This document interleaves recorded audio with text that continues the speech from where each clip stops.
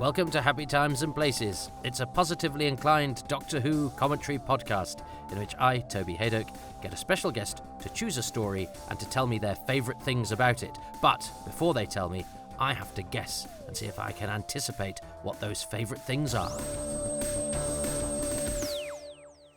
Midway sending now, Cadbury receiving now. Yes, hello everybody.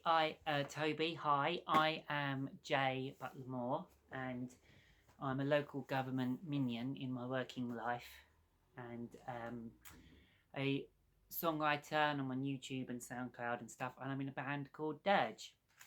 But I'm here to talk about my 7 favourite things about the seeds of death. Well, welcome everybody.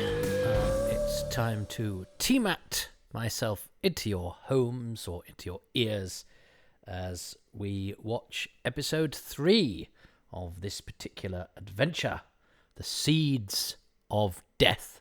So I want you to press play in 3, 2, 1. Let's see how we go. Now, I remember when this was... don't know what the sound was doing there. Never mind. I remember when I watched this, and I worked out, I'd broken it into episodes because of the handy Doctor Who magazine guide, but also because you could sort of tell, because, as I say, they'd grabbed whatever was on the shelf, so it the quality suddenly jumped from crystal clear to, has somebody put gravy on the film?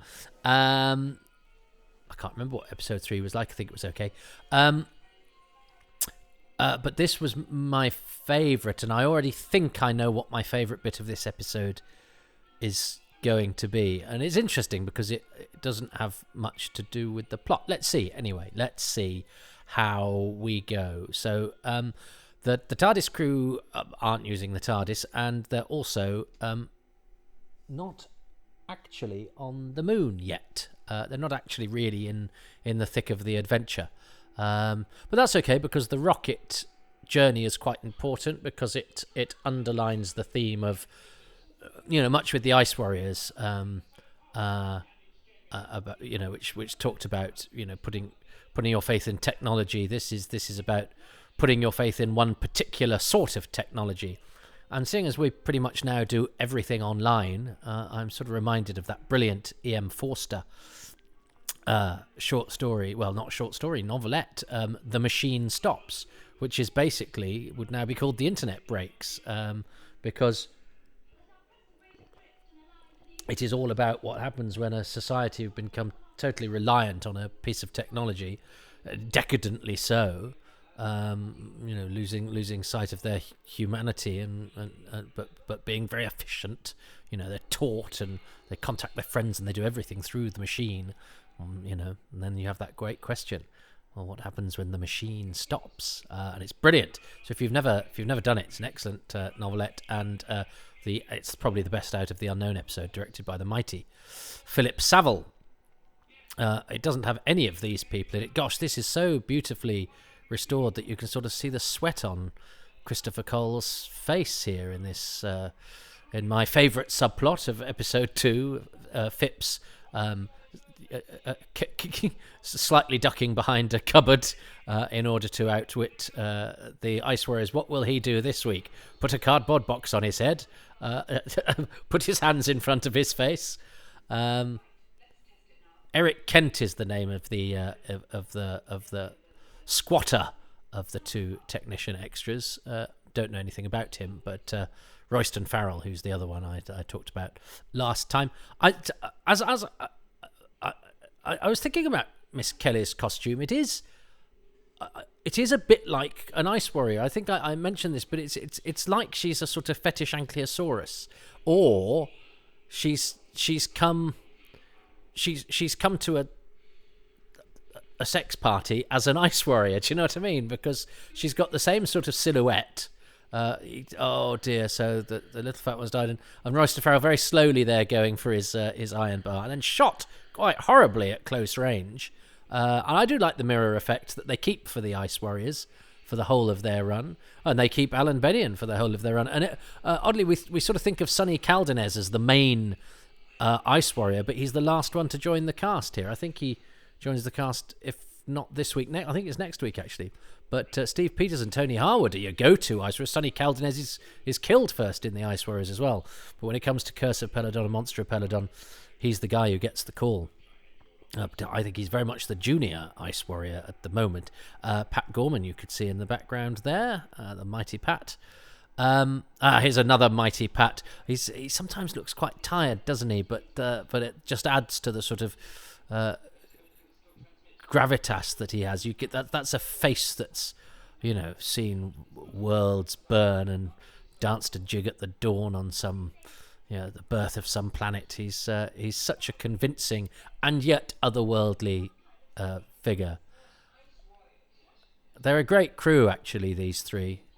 There's a really nice rapport that they have, and Zoe could be really annoying, and I don't think she is, because she's sort of tempered by Troughton and by Jamie. It's a good dynamic.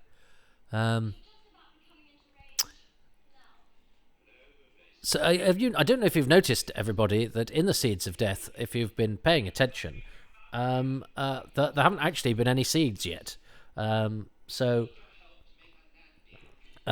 You'd be, I know there are some stories that are called Something of the Daleks or whatever, where the Dalek isn't in it for the first 25 minutes, and shock horror, it's the Dalek at the end of the first 25 minutes. But you have to wait an hour for there to be to sow the smallest, even the smallest of the seeds, and they're not even seeds; they're balloons.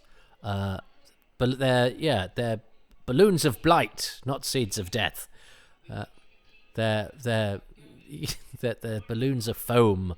Do you mean fire? No, I mean foam. The model work is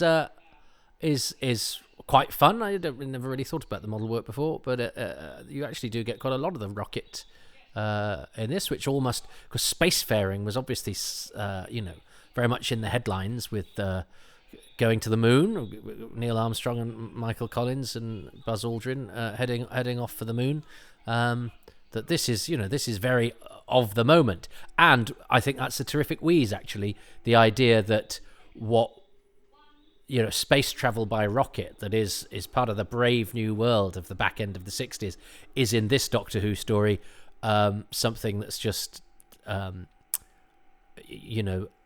so taken for granted that actually it's a rather sad pastime of a forgotten old man. And it's a great leveler. That's a great shot, that model of the rocket going down into the moon. That's the perspective is beautiful, this idea.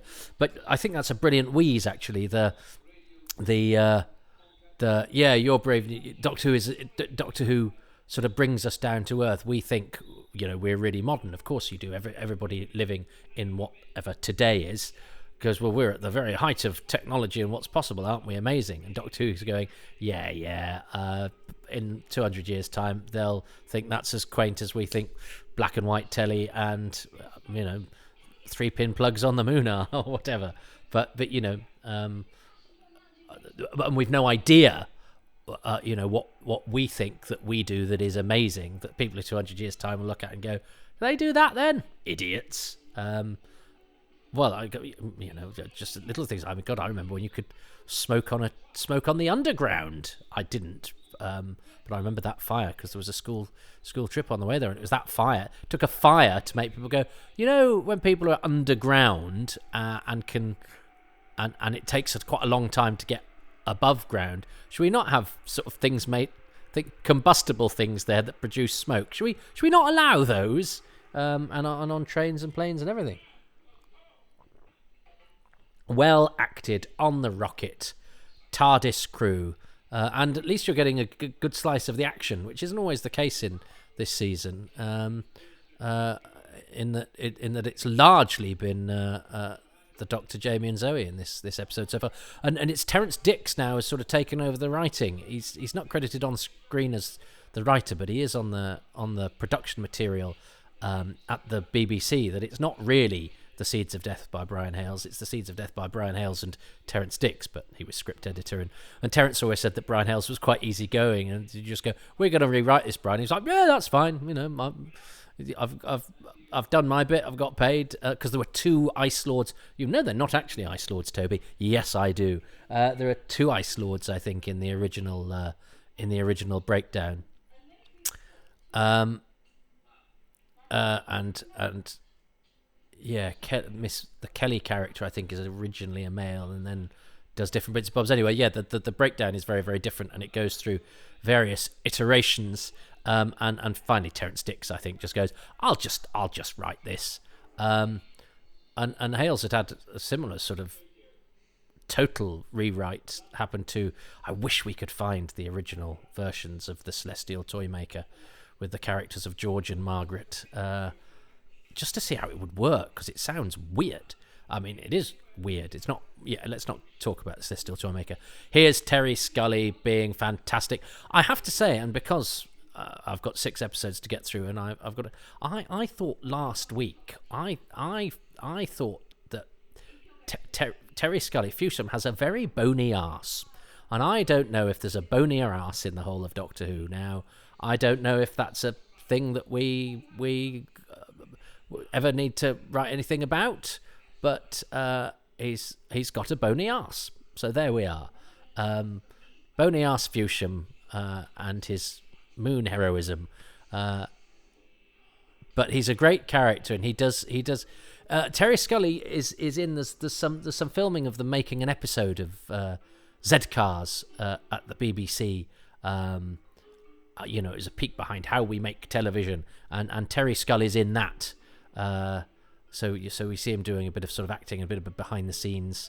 And I remember when this was released on DVD, the production subtitle sort of said, "Sadly, Terry Scully died," because I think he died relatively recently, or they found out he died when they were preparing the DVD. So now, of course, the idea that you'd have to put "sadly" before any cast, because it is sad, but obviously you have to be a bit more removed from it now, because, well, in fact, gosh, I remember a time when pretty much everyone from this bar, Philip Ray and Hugh Morton, were still with us, and now I think, yeah, Martin Court, his Locke in episode 1, is the only guest cast survivor. Gosh, that's sobering. And yet there would have been a time where you could have got a DVD commentary, say, with practically everybody, had they been willing or available. I mean, Louise Payer was in Australia, and Alan Bennion and Christopher Cole both seemed quite reluctant to do interviews and stuff. But yeah, I feel a bit for Terry Scully, because he's in the Dawn of the Gods episode of Blake 7, and his hair's gone completely white, and he's sort of unrecognisable. And as I mentioned before, he sort of did go through a bit of a hard time, but he has that great nervous energy as a performer. This is a nice little plot twist, because Zoe's gone to check the thing, and the rocket is knackered. So suddenly you do need the new technology. But I like it when a Doctor Who story takes a piece of technology and builds a story around that. I think that's a great idea for a science fiction show. And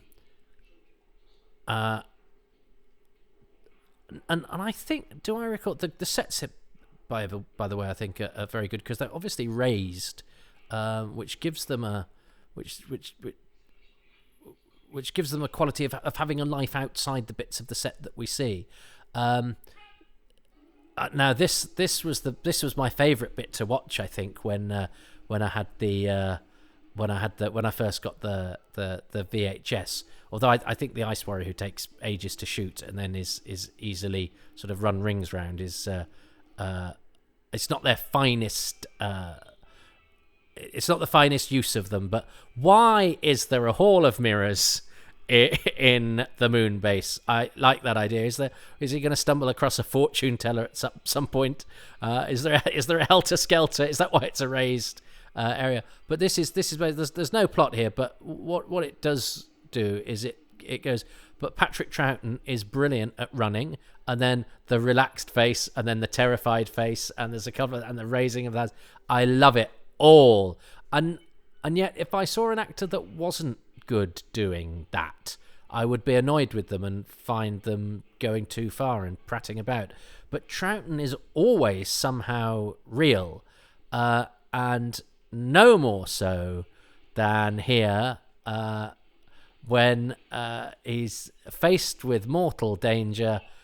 He does this brilliant thing, and that's a terrific shot as well of little Troughton flanked by the armed arms of the space crocodiles.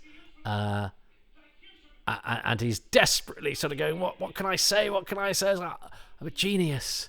And he got no idea if it's going to work, and then is massively surprised when it does. And that's brilliant shot because you keep his face all of the time. Well done, Michael Ferguson. Well done, Patrick Troughton. That's absolutely marvellous. As I say, there are actors that would do that sort of comical arms aloft scampering about that would irritate me, and I'd want to kick them in the shins. But Troughton never. I don't think there's ever any bad acting from Troughton. He's just too good. What the Ice Warriors, I don't know what they've been eating, but the way you could tell they're coming is that they have terribly rumbly tummies. It's a great design, though, isn't it? I like the fact that they've got hair, because you're not quite sure, because is that carapace, is that armour? But it's hairy armour. Who wears hairy armour? I suppose, did Vikings have hairy armour? But, so are they nude? But no, because they've got the helmet, and the mouth is underneath the helmet, which was a lovely mystery until they came back in the modern era, and the first thing they decided to do was go, well, you know how you don't quite know what lies beneath? Shall we show that? And you know how they're whispery monsters? Should we get the actor that does them brilliantly for Big Finish and does the whispery thing? Because that's a really interesting thing, because their atmosphere where they're from is different. You know, there's a logic there to the fact that they would find it difficult to breathe and therefore have a whispery diction, and then that gives them, you know, their sort of unique, their USP. So should we have them whisper? No. Let's just have them sound like all of the other monsters. Why have you brought them back? To show their face. What, did anyone want you to do? What? It just strikes me as faintly bizarre. I don't understand the modern world. And I liked that episode. I just thought it seemed really odd to take a monster that has two things that are really interesting about it and destroy the interest. But I do think Martin Bohr's design of the Warriors is fantastic. Although they had real trouble getting out there, and they've only just gone round the corner, and they nearly took the doors with them. But I like Paul Allen's sets as well. He also designed Horror of Fang Rock, which I think also had some raised. Well, it's got that staircase, hasn't it? So he's good at getting things up. Troughton's face in this is brilliant.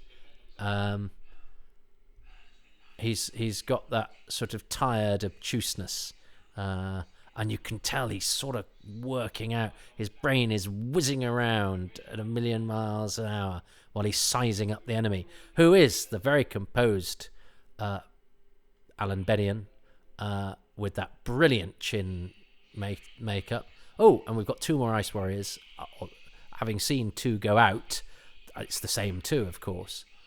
I always wondered why they didn't make them have mobile mouths, to go to the trouble of having that mouth fitting underneath, and the mouths do move, but all their lines are post-dubbed, so nobody really bothers moving their mouths properly, and it seems an odd thing to have gone to the effort to give them movable latex mouths, but they want to do the dubbing afterwards, I suppose, to get the hissy thing, because the lines are done in. If they're not done in post, they're played in. They're not said when the actor says them. And yeah, Fusham. Oh, so I remember watching this with my brothers and sisters. My brothers and sister, and and I remember, there were certain things I knew would get guffawed at because people laugh at old things. But I remember there's a scene coming up, isn't there, where the Ice Warrior comes in, and Phipps sort of points to a 3-pin plug on the floor, and they plug it in. My brothers and sister absolutely guffawed at that, and I was like, well, why is that funny? But to them, the idea that you'd have a plug in the future on the moon was somehow quaint and silly. It's weird. I mean, that wouldn't have occurred to me at all. Willing suspension of disbelief, isn't it? But it's quite odd, the things that the not we, to coin a phrase, pick up on to mock that the likes of us just happily see through. The likes of me, anyway. I know there are Doctor Who fans who like Doctor Who because they find it quaint and silly and laugh at things like that, and that's absolutely fine as well. And there are some people who probably go to parties dressed as Miss Kelly, the T-Mac gimp. So Patrick Troughton is going on holiday next week, and so he needs to be knocked unconscious in order to be. It's not Chris Jeffries, I don't think, next week. I think it's Tommy Laird. Why have we never interviewed the people who played Doctor Who that weren't Doctor Who? I tried to find Brian Proudfoot, who's the one who walks through the poplars in the Reign of Terror, who's the first person that isn't William Hartnell to play Doctor Who. But I think he died in South Africa a few years ago. He was South African. But there's Tommy Laird, there's Chris Jeffries, who do Troughton. Chris Jeffries, you see his face in The Dominators. So that's the first time we've seen a seed. So it's the first time this pod cast sees a seed pod. So there we go. Troughton's had a fall down and fallen face down in order that next week we can't tell that it's not him.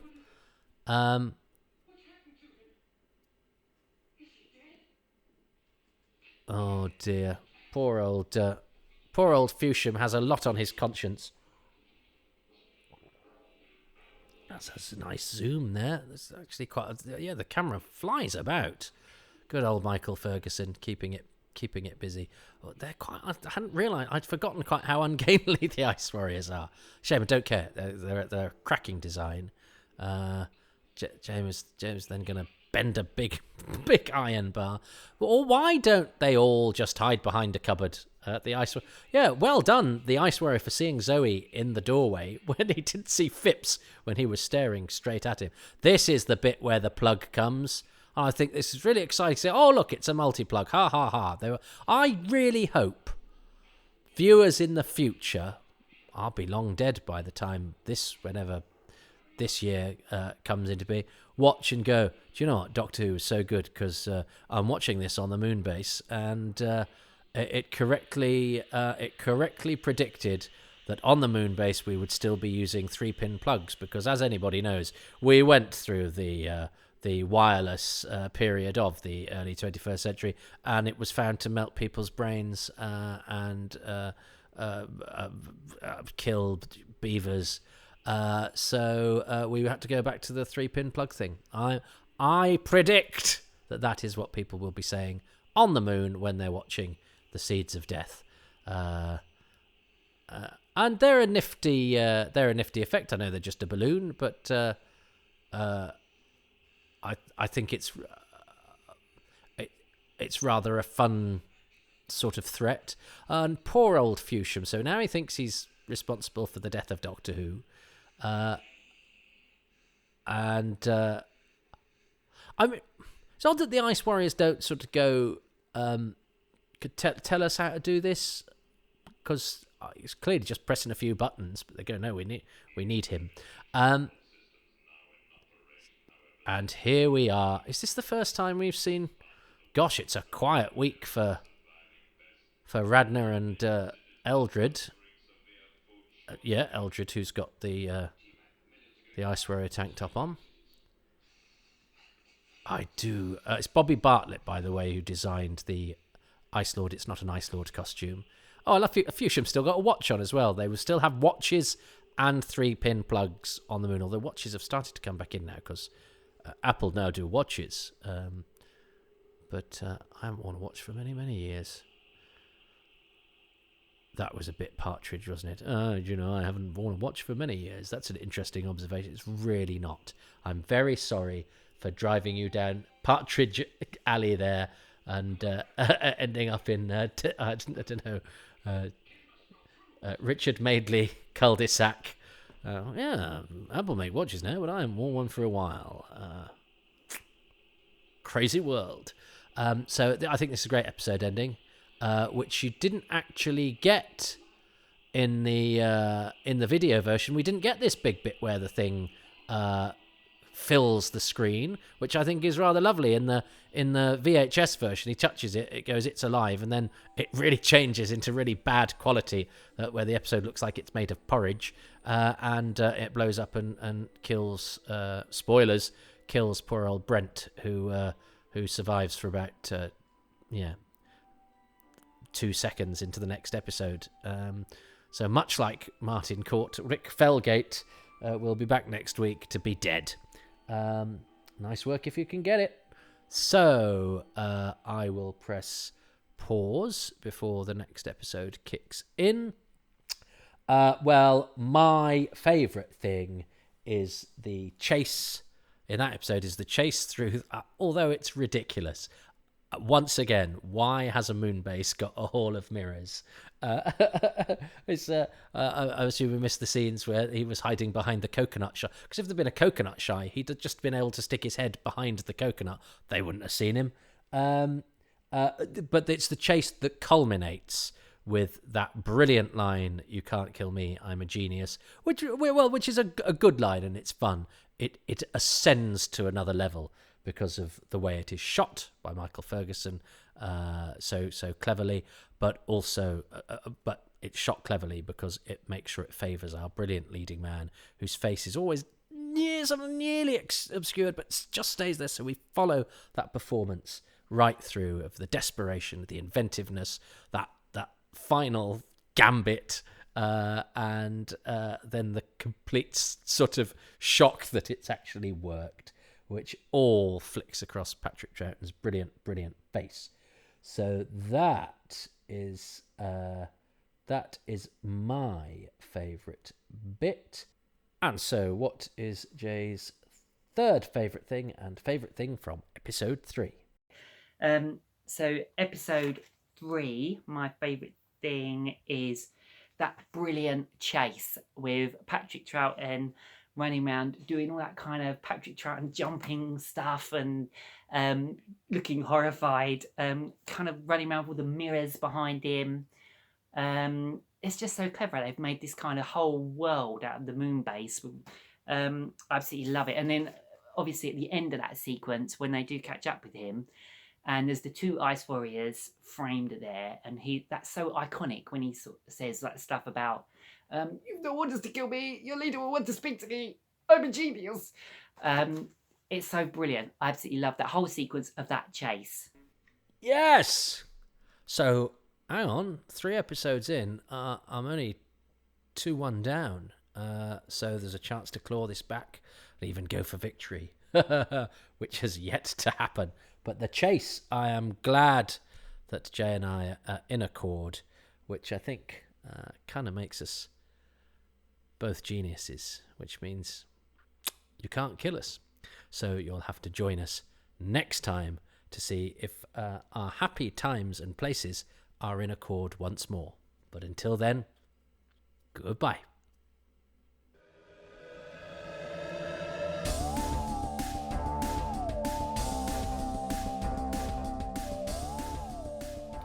Thanks for listening to Happy Times and Places, which is presented by me, Toby Hadoke. My special guest choosing the seeds of death is Jaye Butler Moore. I'd very much like to thank the patrons of this podcast, who include Thomas Banks, Jason Thompson, Leslie Coots, Steve Churchill, Charles Coffin, Paul Cornaghi, Paul Cornell, Peter Crocker, Dave Curran, Paul Philip Dahlgren, Matt Dale, Rob Dawson, Robert Davis, Tim Dickinson, Paul Dykes, Andrew East, Mark Findlay Smith, David Gillespie, Charles Gears, Lisa Gledhill, Robin Groen, Paul J. Guest, Susan Harrison, Steve Hatcher, Duncan Harvey, Simon Hotches, Sam Hollingsworth, Matthew Hooliston, Darren Howard, Gregory Hudson, and David Hughes. The music for this podcast is by Dave Gates, and the podcast artwork by Dylan Patterson. Well, look, if you'd like to join that list, you can go to patreon.com/Toby Hadoke and support these podcasts for as little as £3 a month. There are extra goodies as to exclusive material, bonus releases, and everything comes out much earlier. By the time you listen to this, oh, goodness me, they'll be on to, probably Torchwood Season 4 by the time that you've listened to this. And there's also interaction and all sorts of other things.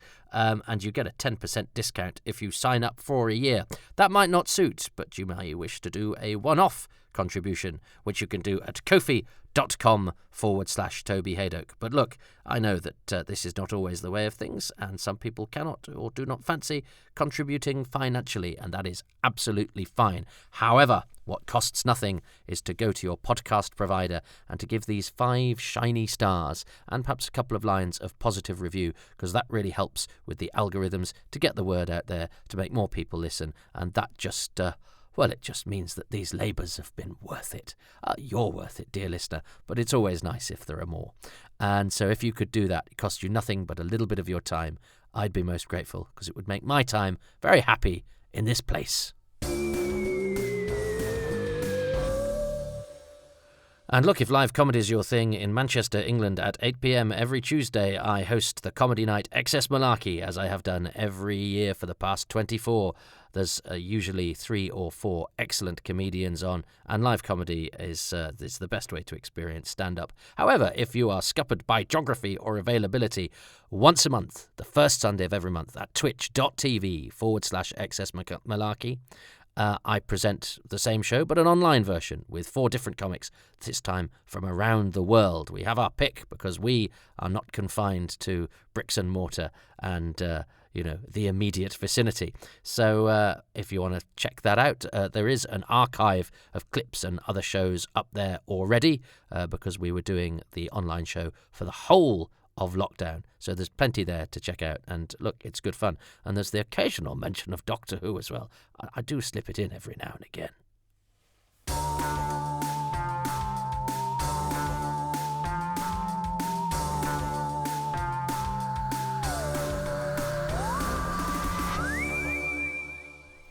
I'm actually doing a little bonus bit right at the end because I'm convinced nobody listens this far, so I'm just going to throw something in for my own amusement. I once looked around a house. There was no way we could ever afford it, but my then wife decided we should look around denim bucks. I don't know, I think she was maybe dreaming, or it was just something to do. And anyway, we looked around this house, and at one point we got to this little sort of writing room, and the bloke said, I call this my TARDIS. And it was like, well, that's funny, because Toby's a big Doctor Who fan. And we went, And then the woman said, well, actually, I work at an old people's home down the road, and one of the ladies in there, her husband was Doctor Who. And it turns out that this lady was one of the carers for Bunny. For Bunny, Patrick Troughton's first wife. So even when I'm doing something completely unrelated to Doctor Who, there's always something that links back to it. So there we go. We just happened to look around the house of somebody who had a connection to Patrick Troughton's first wife. But of course, nobody will ever know. It's not a particularly interesting piece of information, but it's a nice little nugget that nobody will ever know because nobody listens this far, which is a shame because, I could have all sorts of influence, even at the back end of a podcast. Kill the humans. Kill all the humans. Bye.